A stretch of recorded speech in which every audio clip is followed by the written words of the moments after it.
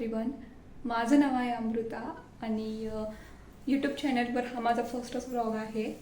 तर मला रेसिपीचे रिलेटेड काही गोष्टी खूप आवडतात. म्हणजे नवीन नवीन पदार्थ करणं, स्वतः खाणं, दुसऱ्यांना खाऊ घालणं हे खूप आवडतं मला. नॉनव्हेज, परत व्हेजमधले पण खूप सारे प्रकार. तर घरी पण मी नेहमी करत असते आणि ते घरच्यांना तर सगळ्यांनाच आवडतात. पण मग ठरवलं की चला आपल्याला आहे कुकिंगची आवड आणि करतोय आपण घरी, तर ब्लॉग करायला काय हरकत आहे. सो घेतलं मनावर आणि आजपासून स्टार्ट करते. खूप प्रेम द्या, लाईक करा, शेअर करा, कमेंट करा आणि हळूहळू खूप छान छान रेसिपीज तुम्हाला पाहायला मिळतील. पाहायला रेडी राहा. फर्स्ट व्लॉग आहे, थोडीसं बोलताना पण माझी हे होतीये, पण चला प्रॅक्टिस होती, येईल मला पण. चला तर माझा फर्स्ट व्लॉग आहे हा आणि फर्स्ट रेसिपी आहे माझी शेंगदाण्याची चटणी. तर शेंगदाण्याची चटणी कसं म्हणजे आपल्या महाराष्ट्रामध्ये तर सगळ्यांना शेंगदाण्याची चटणी तर खूप आवडतीच आणि भरपूर प्रकार त्याची. कोल्हापुरी शेंगदाण्याची चटणी, सोलापूर शेंगदाण्याची चटणी आणि माझ्या मम्मीने मला ही शिकवलेली आहे. म्हणजे ती खूप छान करते, तिच्या हाताला पण खूप छान चव आहे आणि जशी त्याप्रमाणे ती जसे करते तसंच मी करते. पण माझ्या मिस्टरांना झालं, माझ्या जाऊबाईंना, नंदांना सगळ्यांनाच खूप आवडते. म्हणजे घरातल्या आमच्या सगळ्यांना खूप शेंगदाण्याची चटणी आवडते. त्यामुळे मग ठरलं चला आपण सुरुवात छोटी कवायला पण शेंगदाण्याची चटणीपासून तर करूया. आणि जे मुली नवीन शिकतात ते नवीन कुकिंग शिकतात ते स्वयंपाक शिकतात ते त्यांच्यासाठी नक्की फायदेशीर ठरेल. चला तर आपण स्टार्ट करूया. शेंगदाण्याची चटणी काही खास नाही आहे, पण सिंपल आहे रेसिपी. खूप सिंपल आहे रेसिपी आणि खायला पण एकदम कुरकुरीत आणि एकदम तिखट छान मस्त आहे. तुम्ही पण नक्की ट्राय करून पहा. सो चला स्टार्ट करूया. तर आपल्याला शेंगदाण्याची चटणी बनवायला फारशी सामग्री लागत नाही. तर मेन म्हणजे आता सगळ्यांना गोष्ट माहिती, शेंगदाण्याची चटणी म्हणलं तर शेंगदाणे तर लागणारच आहे. तर तसं आपल्याला म्हणजे 4 जणांना बनवायची आहे, 5 जणांना बनवायची आहे, त्या अंदाजानुसार आपण शेंगदाणे घ्यायचे. समजा 1 ग्लास 2 ग्लास वगैरे असं काही. समजा 1 ग्लास केली तर म्हणजे खूप होऊन जाते, कारण खूप पण करून ठेवली तर ती खवट होते. त्याच्यामुळं मग शक्यतो 1 ग्लास हे प्रमाण ठीक वाटतं मला. आणि 1 पाकळी लसूण, इथं 1 पाकळी लसूण हा सोलून घेतलाय. आणि आता हे शेंगदाणे आपण मस्त असे लालसर भाजून घेणार आहोत. तर पहा,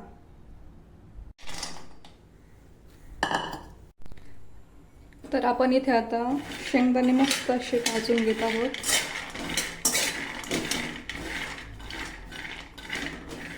जास्त पण काळपट होऊस तर असे भाजायचे नाही आहेत, कारण खूप पण असे काळपट होऊस तर किंवा खूपच जर लाल असे भाजले का तर मग ती शेंगदाण्याची चटणीची चव आहे का ती खूपच अशी उगीर टाईप लागते. आणि खूप कच्चे पण नाही ठेवायचे, एकदम लालसर एकदम मीडियममध्ये भाजायचे. स्पीड पण मी मीडियमच ठेवलाय, तुम्ही पाहू शकता. तर हे पहा मैत्रिणींनो, आपण शेंगदाणे मस्त असे भाजून घेतलेले आहेत. आता हे शेंगदाणे ना लगेच मिक्सरमधनं नाही काढायचे. कधी पण शेंगदाण्याची चटणी करताना हे शेंगदाणे ना मस्त असे पाकडून घ्यायचे आणि याचे सगळे साल्टे काढून टाकायचे. 1-2 असे काही शेंगदाणे राहतात की त्याची साल्टे निघत नाही, ठीक आहे, काही प्रॉब्लेम नाही. पण खूपच असे साल्टे कधीच मिक्सरमधनं काढायचे नाही. तर ते चला आपण पाकडून घेऊया, आधी साल्टे काढून घेऊया. तर हे पहा, आपण मस्त शेंगदाणे असे पाकडून घेतलेत, त्याचे साल्टे पण काढून घेतलेले आहेत. आणि शेंगदाणे जेव्हा आपण भाजतो ना, तर भाजल्या लई पण गार होऊन नाही द्यायचे. थोडेसे गार झाले का लगेच ते असे मस्त त्याचे साल्टे काढून घ्यायचे. तर चला आपण पुढची प्रक्रिया करूया. तर हा 1 पाकळी लसूण आपण सोलून घेतलेला आहे आणि हा लसूण आपल्याला ठेचून घ्यायचा आहे. असं अवघड ठेचायचं आहे. तर चला हा लसूण पण आपण ठेचून घेऊ. तर लसूण पण आपण असं ठेचून घेतलेला आहे, एकदम आंबट खूप पण बारीक नाही ठेचायचं आहे, कारण लसूण आपल्याला तळावा लागतो. तुम्ही पाहतालच आता. तर खूपच बारीक आपण ठेचला का मग तो असं जळून जातो. जळला की मग ती चटणीची चव पूर्ण बिघडते. त्याच्यामुळं 1-2 दणके मारायचे मस्त खलबत्त्यामध्ये आणि ओबडधोबड ठेचून घ्यायचा. सो चला पुढं पाहूया. तर चटणी करण्याकरता आपण शेंगदाणे असे मस्त मिक्सरमधून ओबडधोबड काढलेले आहेत. खूप पण बारीक नाही आणि खूप पण जाडसर नाही आहे, पाहू शकता.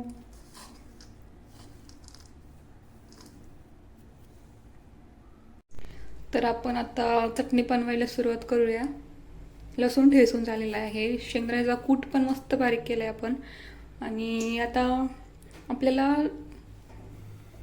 तेल टाकायचं याच्यात. आता तेल टाकलं आहे मी यामध्ये, खूप पण तेल नाही टाकायचं, 1-2 पळ्या साधारणतः तेल टाकायचं आहे. आणि तेल टाकलं आहे मी, आता ते गरम होतं आहे. त्याच्यानंतर आपण त्यात टाकूया जिरे. जिऱ्याने इतकी सुंदर चव येते ना शेंगदाण्याच्या चटणीला. सो पहा,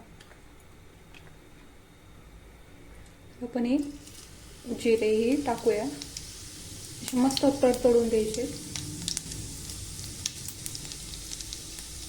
गॅस बारीक करायचा आहे, कारण फुल गॅस असला की मग ते जिरे जळून जातात. त्याच्यामुळं बारीक गॅसमध्ये मस्त तडतडून द्यायचे लालसर. जिरे तडतडून झाल्यानंतर त्याच्यामध्ये आपण उबडधोबड ठेचलेला लसूण टाकायचा. गॅस बारीकच राहून द्यायचा. हा लसूण यामध्ये परतून घेऊया.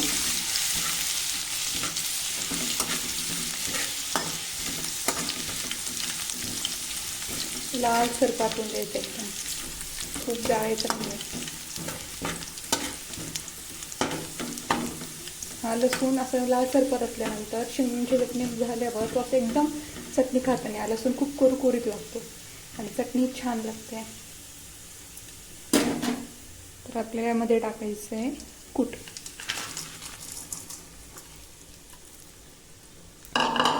कूट टाकल्यानंतर याच्यामध्ये आपल्याला हळद टाकायची आहे, थोडीशी हळद टाकायची, खूप नाही.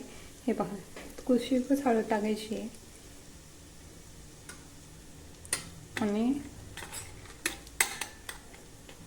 त्यानंतर त्यामध्ये टाकायचं आहे आपल्याला लाल तिखट. तिखटचं प्रमाण तुम्हाला हवं तसं तुम्ही घेऊ शकता. जसं तुम्हाला खूप तिखट लागत असेल तर तुम्ही अंदाजानुसार तुम्ही टाकू शकता. आता आमच्या घरी आम्हाला तर खूप तिखटच आवडतं, त्याच्यामुळे मी तिखटच करते. पण तुमच्या घरी कोणाला नसेल आवडायचं आता तिखट, तुम्ही कमी तिखटही वापरू शकता. आणि आता आपल्याला याच्यामध्ये टाकायचं आहे मेन महत्त्वाचं म्हणजे मीठ. मीठ टाकल्यानंतर त्याला चवच येणार नाही आहे ना. तर आपण याच्यामध्ये मीठ टाकूया.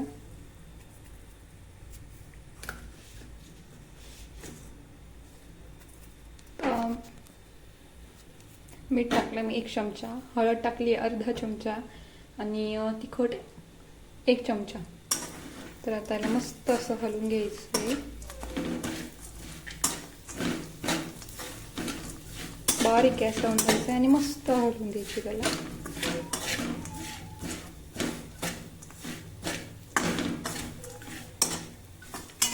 त्याला असा रंग बघा, छान रंग येईल. बारीक गॅसवर अशी परतून द्यायची चटणी आणि खूप जास्त पण परतवायची नाही आहे. आता थोडीशी कुरकुरीत वाटली का आपल्याला तर मग आपण लगेच गॅस बंद करून टाकायचा. नॉर्मली परतून घ्यायची, लालसर छान रंग येऊन द्यायचा. आता खूप खमंग वास आला का तर समजायचं आपली शेंगदाण्याची चटणी रेडी आहे. तुम्ही याला पोळी बरोबरही खाऊ शकता, भाकरी बरोबरही खाऊ शकता. वरण भात केला असेल तर वरण भाताबरोबर तोंडी लावू शकता. कुठे ट्रिपला चालला आहात तर तेव्हा पण सोबत नेऊ शकता. सो याला आपण सेट व्हायला ठेवूया.